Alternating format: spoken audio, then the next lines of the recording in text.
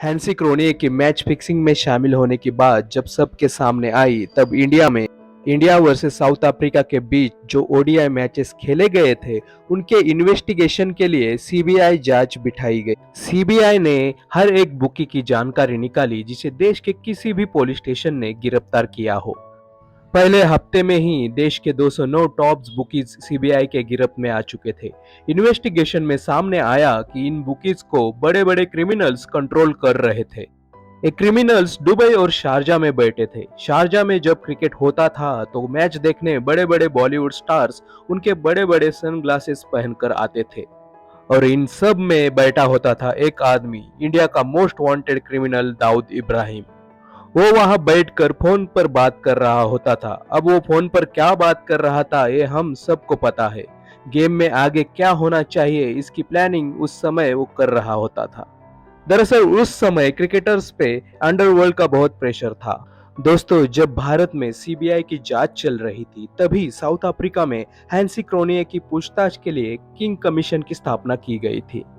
Hansi क्रोनिये ने king commission को बताया कि उसकी पहचान किसी बुकी से कराई गई थी जिसका नाम था यम के गुप्ता। हैंसी क्रोनिये को मैच हारने के लिए $30,000 की पेशकश की गई थी। इस बात के बाद यहाँ भारत में सीबीआई ने यम के गुप्ता की तलाश शुरू कर दी थी। कुछ दिनों बाद यम के गुप्ता ने खुद को सरेंडर कर दिया। एम के गुप्ता ने सीबीआई को बहुत सारे राज बताए। वो अपकमिंग टैलेंटेड क्रिकेटर्स पे नजर रखता था, और जब कोई टैलेंटेड क्रिकेटर नजर आता तो उसमें इन्वेस्टमेंट करता था ताकि उसे बड़े प्लान के लिए तैयार किया जा सके। ऐसे में उसकी मुलाकात हुई क्रिकेटर अजय शर्मा से। दरअसल एक मैच में अजय शर्मा ने 100 रन बनाए। एम के गुप्ता उसके पास गया और उसकी जेब में 100 रुपए डाले और कहा, मुझे तुम्हारी गेम पसंद आई। अजय शर्मा इससे बहुत खुश हुआ। लेकिन बुकीज का यही तो स्टाइल होता है, किसी क्रिकेटर को बोतल में उतारने से पहले वो उस पर बहुत खर्चा करते हैं। यही अजय शर्मा आगे चलकर इंडियन क्रिकेटर बन गया। एम के गुप्ता को इंडियन ड्रेसिंग रूम की इतनी खबरें मिल रही थी कि उसने खूब सारा पैसा बनाया। उससे कुछ हिस्सा वो अजय शर्मा को भी देता था। दोस्तों, अजय शर्मा ही वो शख्स था जिसने एम के गुप्ता को कैप्टन मोहम्मद अजरुद्दीन से मिलाया था। जब बात सामने आई तब मोहम्मद अजरुद्दीन अपने करियर के शिखर पे थे।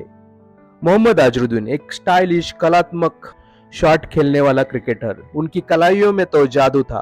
क्या वो क्रिकेटर मैच फिक्सिंग कर सकता था? ऐसा क्रिकेटर जिसने अपने पहले टेस्ट मैच में सेंचुरी, दूसरे टेस्ट में सेंचुरी और तीसरे टेस्ट में भी सेंचुरी लगाई हो। एक जबरदस्त खिलाड़ी थे अजरुद्दीन।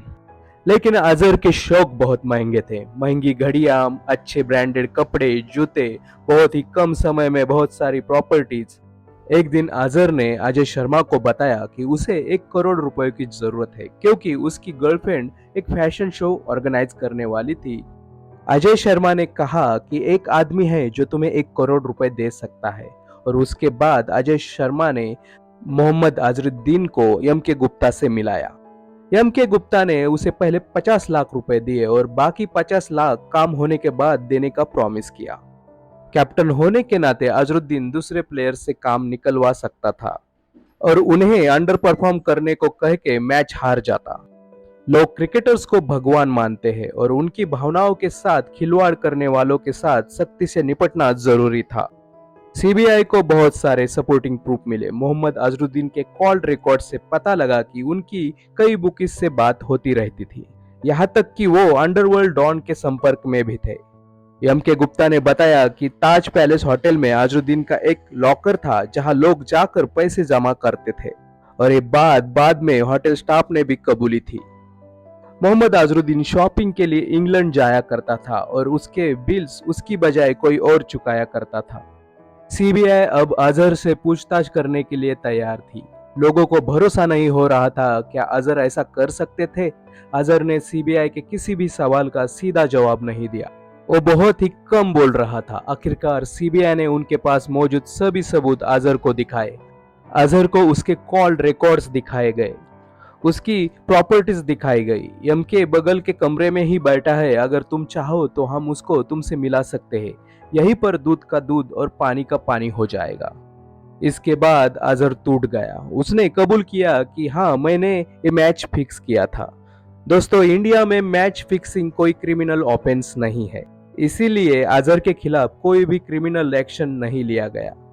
उसके बाद बहुत सारे लोगों ने क्रिकेट देखना बंद किया था। बीसीसीआई को सख्त कार्रवाई करनी पड़ी। क्रिकेट को साफ करने के लिए अजहर को सबके सामने सजा देने की जरूरत थी। मोहम्मद अजहरुद्दीन पे क्रिकेट खेलने पर आजीवन पाबंदी लगाई गई। ये वक्त इंडियन क्रिकेट का सबसे बुरा वक्त था। अजहर ने कहा कि उन्हें बलि का बकरा बनाया गया है।